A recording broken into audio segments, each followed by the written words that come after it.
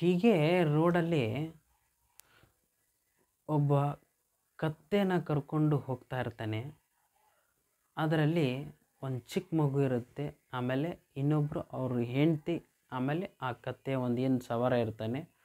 3 ಜನನು ರಸ್ತೆಯಲ್ಲಿ ಹೋಗ್ತಾ ಇರ್ತಾರೆ. ಆವಾಗ ರಸ್ತೆಯಲ್ಲಿ ಹೋಗುವಾಗ ಕತ್ತೆನ ಹಾಗೇ ಕರ್ಕೊಂಡು ಹೋಗ್ತಾ ಇರ್ತಾರೆ. ಅದನ್ನು ಅವ್ರ ಜೊತೆನೇ ಇವ್ರು ಹೆಂಗೆ ನಡೀತಾ ಇರ್ತಾರೆ ಹಾಗೇ ನಡ್ಕೊತ ಹೋಗ್ತಾ ಇರ್ತಾರೆ. ರಸ್ತೆಯಲ್ಲಿ ಒಂದು ಬೇರೆ ಊರಿಗೆ ಹೋಗ್ತಾ ಇರ್ತಾರೆ. ಆವಾಗ ಒಬ್ಬ ಜನ ಅಂತಾನೆ, ಒಂದಿಷ್ಟು ಜನ ಬರ್ತಾರೆ, ಏನಪ್ಪ ನೀವು ನಡ್ಕೊಂಡು ಹೋಗ್ತಾ ಇದ್ದಾರಲ್ಲ, ಅಷ್ಟು ದೊಡ್ಡ ಕತ್ತೆ ಹಿಡ್ಕೊಂಡು ಹೋಗ್ತಾರೆ, ಯಾರಾದರೂ ಒಂದಿಬ್ಬರು ಕುಂದ್ರಬಾರ್ದಾ ಅಂತ.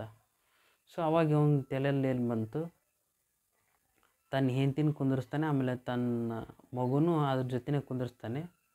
ಆವಾಗ ಏನಪ್ಪ, ಆವಾಗ ಇನ್ನೊಂದಿಷ್ಟು ಜನ ಬರ್ತಾರೆ, ಏನಪ್ಪ ನೀನು ಬರೇ ಇಷ್ಟು ದೊಡ್ಡ ಕತ್ತೆ ಐತಿ, ನೀವು ಬರೀ ಹೆಂಡ್ತಿ ಮಕ್ಕಳನ್ನ ಎಷ್ಟು ಕುಂತು ನೀನು ನಡ್ಕೊಂಡು ಹೊಂಟಿಲ್ಲ, ನೀನು ಕುಂದಿರ್ಬೇಕಿಲ್ಲ ಅಂತ.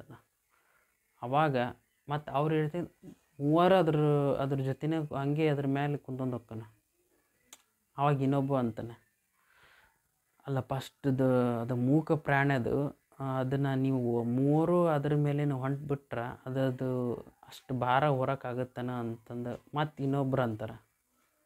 ಆವಾಗ ಇವ್ರು ಮತ್ತೆ ಇಳಿದು ಸೀದಾ ಕತ್ತೆ ಜೊತೆ ತಾವೇ ಹಾಗೆ ನಡ್ಕೊತಾನೆ ಹೋಗ್ತಾ ಇರ್ತಾರೆ.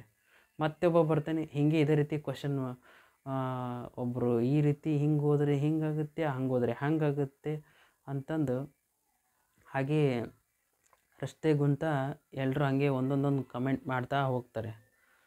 ಇದ್ರ ಉದ್ದೇಶ ಏನಂತಂದರೆ, ಜನ ನಾವು ಮುಂದೆ ಹೋದ್ರೂ ಒಂದು ಮಾತು ಅಂತಾರೆ, ಹಿಂದೆ ಹೋದ್ರೂ ಒಂದು ಮಾತು ಅಂತಾರೆ. ನಾವು ಯಾವ ರೀತಿ ಹೋದ್ರೂ ಒಂದು ಮಾತು ಇದ್ದೇ ಇರುತ್ತೆ.